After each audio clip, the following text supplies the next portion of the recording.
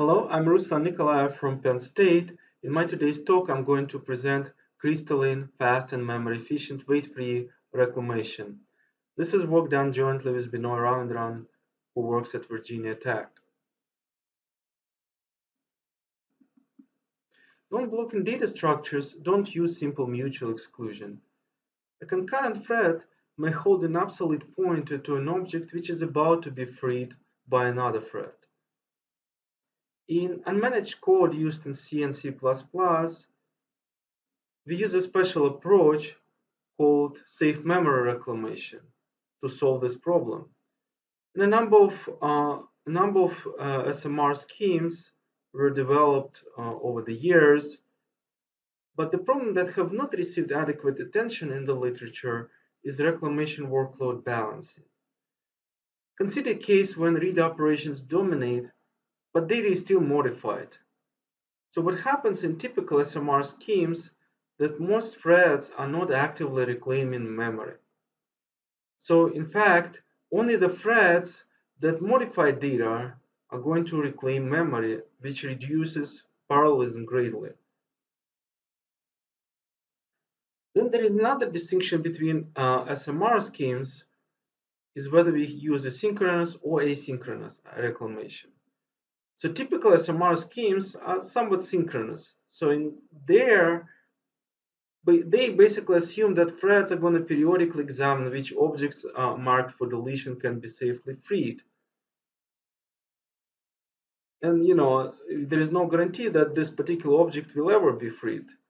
Under certain circumstances, it will never be freed. So in reference counting, we kind of have some sort of asynchronous way to achieve reclamation. So effectively, a thread with the last reference is going to free an object. And what typically happens is going to be an arbitrary thread. And an arbitrary thread means that we're going to end up with somewhat balanced reclamation workload because this thread is going to be completely random. Reference counting is impractical due to very high overheads when accessing objects. However, a recent Highland scheme, which was published in POD C19BA and PLDI 21, it kind of brings back reference counters, but they are only used when objects are retired. An advantage of this scheme is that it's still asynchronous, but more importantly, it still exhibits high performance, unlike reference counting. And there is even a version of Hylean which protects against stall threads. Unfortunately, Hylean can still use unbounded memory when threads starve. And effectively, what happens if we run out of memory? This scheme becomes blocking because threads can no longer make any progress.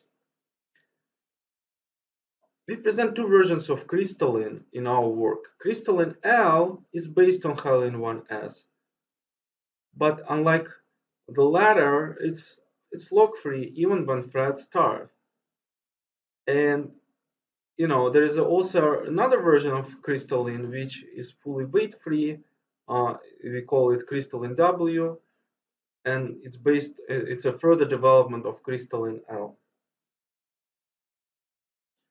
So to understand Crystalline L, let me first explain Hylean. In Hylean, threads explicitly annotate each operation. And when objects are detached from a data structure, they are first retired. And when it's safe to free those objects, they are going to be only then they're going to be freed. So it's a two-step process.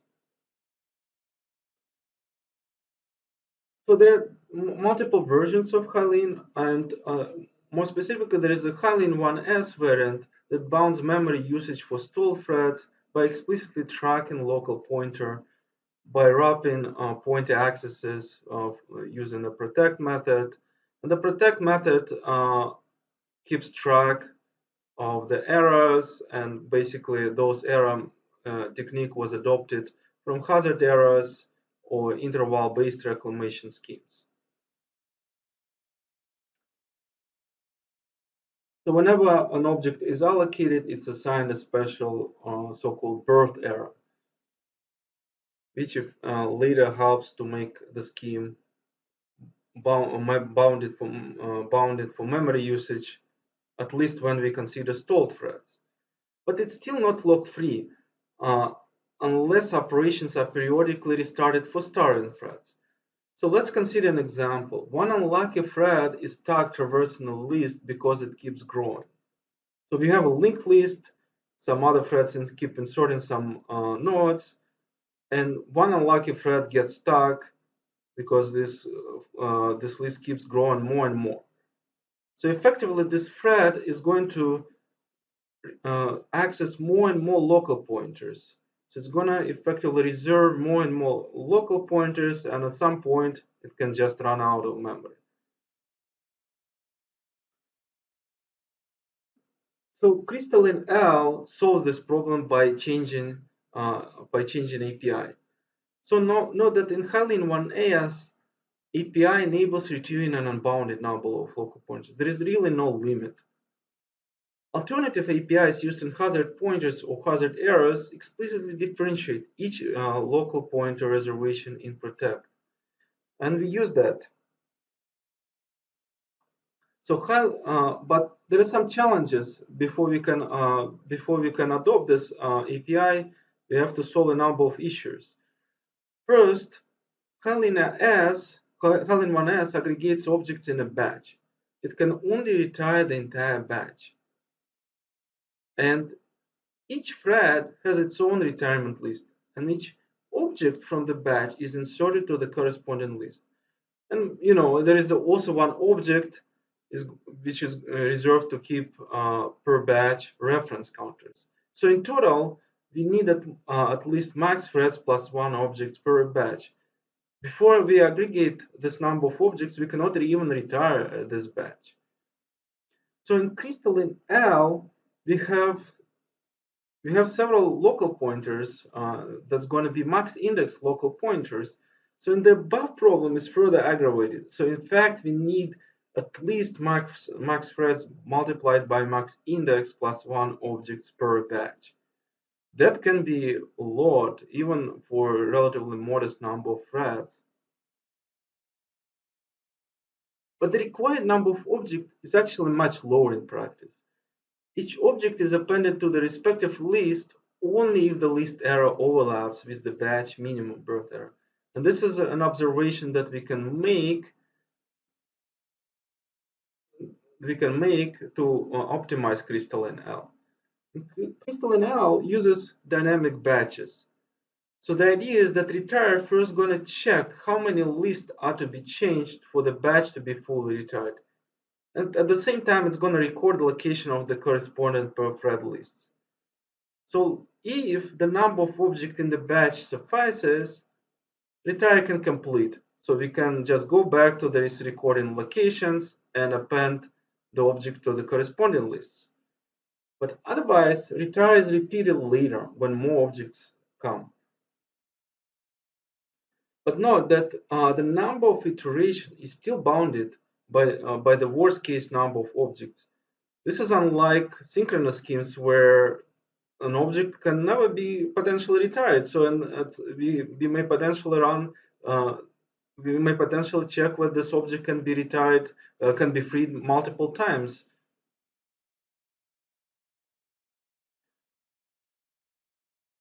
So Crystalline L is only lock-free because of two challenges, which we solve in Crystalline W. First, retire as an unbounded loop. Protect or another retire contents on the same list. So, and that basically doesn't let a cast loop in retire to converge. The second problem is that protect has an unbounded loop which must converge on the error value. And this problem is kind of similar to what we have in hazard errors or hazard pointers. So the error clock unconditionally increments when a new object is allocated.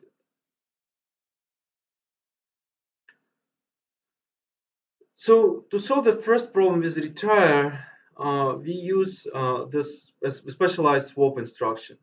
When traversing retirement lists, and that means dereference a thread from each badge that appears in its retirement list.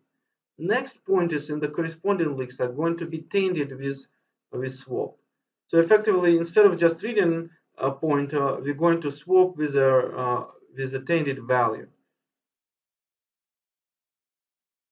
So and then retire gonna attach new object with swap rather than a cast loop.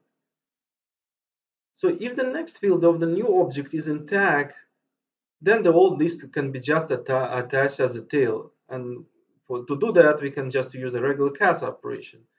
But if the next field of the new object is already tainted, that basically means some other threads already attempted to traverse this list. So in that case, retire traverses the dog tail, and that basically the old list on behalf of the thread that tainted next. And the reason for that, because the thread that tainted next didn't traverse that part. So retire will take care of that.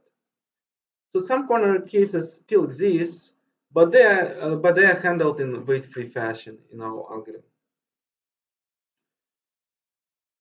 To solve the second problem with protect, we adopt a mechanism similar to that of weight-free errors. And weight-free errors uses the fast path, slow path approach to coordinate global error increments. So and effectively, it helps other threads before incrementing the error clock. But despite similarities, Crystalline W diverges from weight-free errors significantly. So weight-free errors was effectively extending hazard errors to make hazard errors weight-free. And hazard errors is a synchronous scheme, whereas Crystalline is an asynchronous scheme. And the problem is that we cannot rescan retirement lists multiple times due to asynchronous reclamation. So once we say that this batch is retired, it's retired. We cannot go back. But we use special tricks to overcome this problem. There is odd and even tags, an array of parent objects. We use terminal nodes in the retirement lists, and so on. So more details are in our full paper. We evaluated Crystalline and compared it against existing schemes, such as hazard pointers, hazard errors, interval-based reclamation, weight-free errors, high-lean, epoch-based reclamation. So we looked at the read-dominated log-free hash map and other data structures, and they show this similar trend, but I'm going to present log-free hash map in this slide. So you can see that Crystalline effectively, both Crystalline L and Crystalline W, they achieve a stellar performance in terms of throughput. So it's almost it's as good as other algorithms. Whereas if you look at the retired objects per operation, which basically going to measure how memory efficient, like our memory efficiency or memory utilization. So Crystalline also shows very good result here. In fact, it even outperforms High-Lean in that sense because reservations that are made are more precise. We really limit the number of local pointers, and it's actually almost matches the hazard pointers efficiency. So if it's not just better than High-Lean or other schemes, it's very close to hazard pointers, which is very memory efficient scheme.